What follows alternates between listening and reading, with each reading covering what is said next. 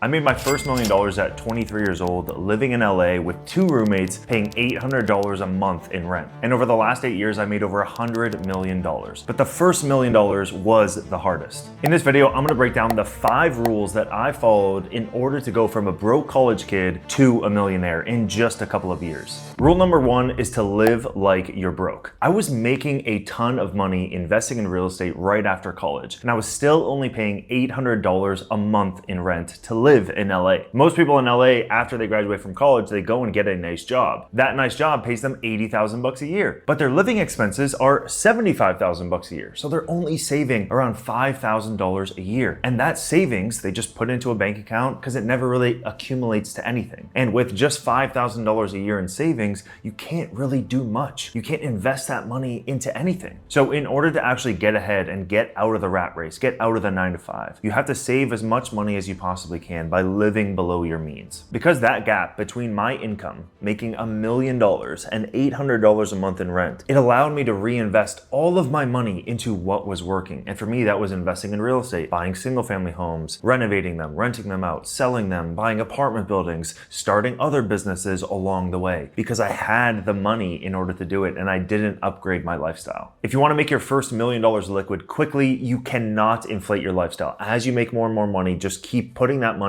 into what made you the money in the first place. That first $50K or $100,000, just keep taking the cash and putting it into the machine. Rule number 2 is to pick one simple vehicle. It does not have to be complicated to get to $1 million liquid in your bank account. You don't have to do 10 different businesses or 10 different services or get 10 different jobs. Every single month, we were just focused on doing that one thing over and over and over and over again. And once I found that vehicle, I just did as many reps as I possibly could. We found the deal, cool. Send out the team, get the rehab bids, cool. Raise the money from an investor that I know, like, and trust, sweet. Buy the house, renovate it, rent it out, and sell it on my website. We just did that 650 bloody times. Most people never get to $1 million liquid because they keep changing the game. They flip a house or two and they're like, ooh, Airbnb. Then they're like, oh, subject to. Then they're like, oh, apartment buildings. You have to keep on doing the same thing that's making you money. Sometimes it's not some new creative genius idea that you have to start. Sometimes it's just you gotta do more, and you gotta do more of what is working. If you actually go and read some of the money books or listen to some of the money or financial podcasts, it's actually just the people that do the boring shit that actually make wealth. The people who never get rich or never make money are the ones that are always looking for the new thing, always looking for something new to try, a new business idea, something new to test. And those are the people that never make it because they're changing the vehicle. They're never getting the compounding effect. They're never getting the economies of scale, the learning lessons that actually allow them to make insane amounts of money from doing one simple thing over and over again. And for me, flipping houses, I was making a 50 to 100% return in 4 months. Please tell me where you can get a better return than that. I mean, flipping houses is one of the highest returns that you can possibly get on your money. And so once I found that, I was like, cool, if I just do this 1,000 times, I will be rich. And that's what I did.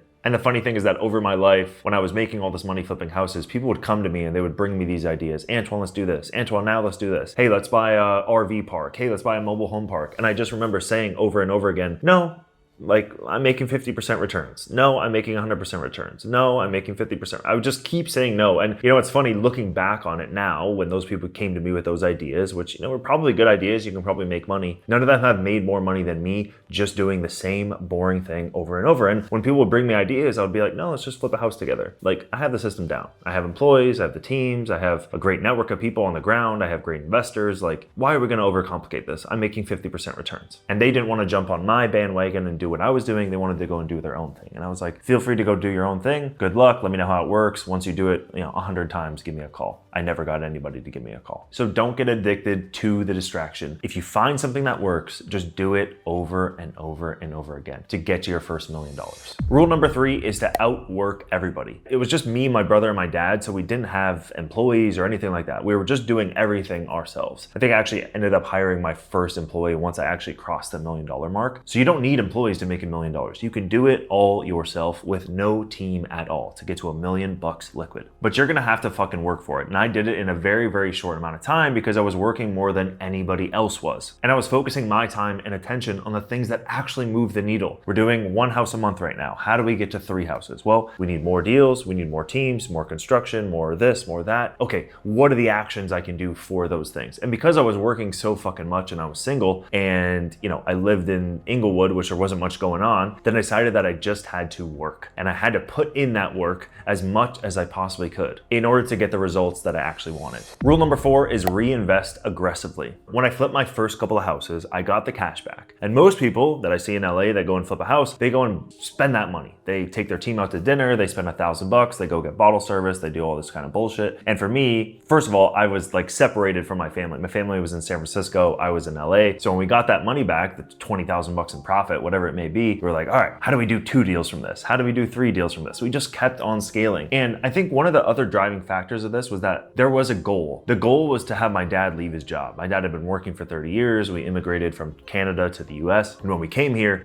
he had to work in order to maintain his citizenship and get his citizenship. We got citizenship and then he just continued working because he was making so much money in the Bay Area from his job. And when I started flipping the houses on the side, me and him would kind of chat after his work was done. And we eventually got the business to a point when we had the $1 million in the bank to actually have him leave his job. And we had built the business up to a point where we had this recurring revenue coming in from the house flips and all the projects we had going on where I kind of needed him to leave. That is what made us reinvest so vigorously, was because we had this short-term goal of like, Eric needs to leave his job. And what do we need to do in order to get there? So we need to keep on reinvesting. And I think kind of combining all these rules together, it was also like, let's keep our expenses low. Let's reinvest as much as we possibly can so that Eric can leave his job and we can get another family member on the team. And that was his dream, was to always run his own business and leave the full-time job. But we kind of had to do it for many, many years in order to maintain our lifestyle and also just legally to be here in this country. So for you, whether you have a job or you started this first business, just reinvest everything that you possibly have into what is currently working and what is making you money. Just take all of the profits, don't spend any of them. Sure, you can go on a celebration and spend $100 or $200, but don't blow all that money. Keep reinvesting into your business because that is the fastest way and the highest ROI that you will get in order to get to $1 million.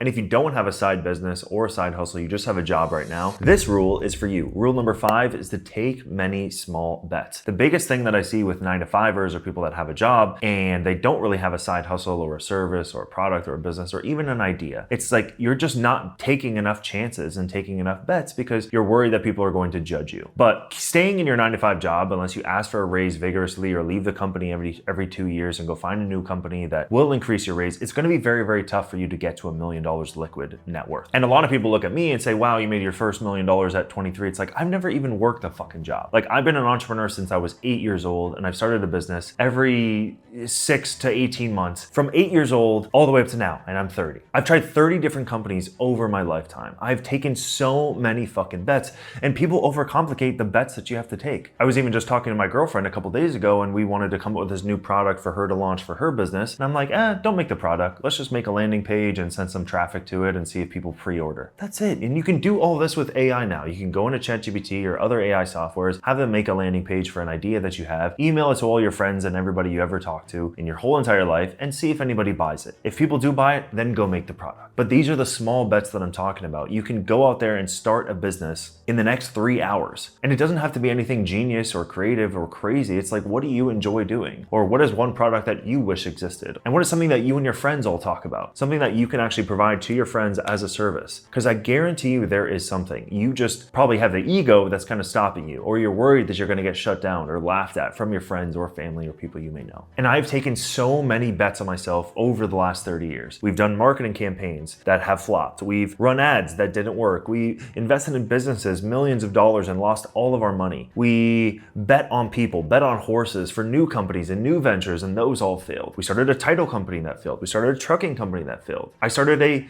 import-export business before Amazon FBA existed. I did Amazon FBA when it did exist, and that failed. There is just a list of fucking failures that we have, but nobody talks about them because they don't matter. Because with every failure, you're gonna go out there and learn something, and you're gonna be a better person and a better entrepreneur and a better businesswoman or a better businessman or a better investor. And with all of those those failures, you just become better. You learn something. If you don't learn anything, then you didn't fail hard enough. So that's how I made my first $1 million by 23. I lived below my means. I reinvested everything into what was working. I took many different small bets to see which bets would actually work and then reinvested into those bets. And I spent most of my time on high value activities. And even though you may be watching and you have a 9-to-5 job, okay, cool. After work, what high leverage activities are you focused on? What are some of your goals? What are things you are going to test? Because those are going to be the highest leverage things that you can focus on outside of your work and outside of your job, which is just taking care of your lifestyle and making you live. But if you want to grow and get to the next level and get to $1 million or $100 million, you're gonna have to start taking those bets and leave that job. So your highest leverage activity is to focus on what you can do. What are the small bets you can take, little tests you can run after work to see if there's anything out there that is a service or product or something you could add value to other people's lives and they would pay you for it. If you make over $200,000 a year, you can actually invest with me to buy apartment buildings. I started a fund called Red Brick Equity. We raise money from accredited investors to buy apartment buildings in the Midwest. So this could be a cool way for you to actually get started on your investing journey if you're not really sure what to do next. So if you want to learn more about that, click the link down below, top of the description. For the rest of you,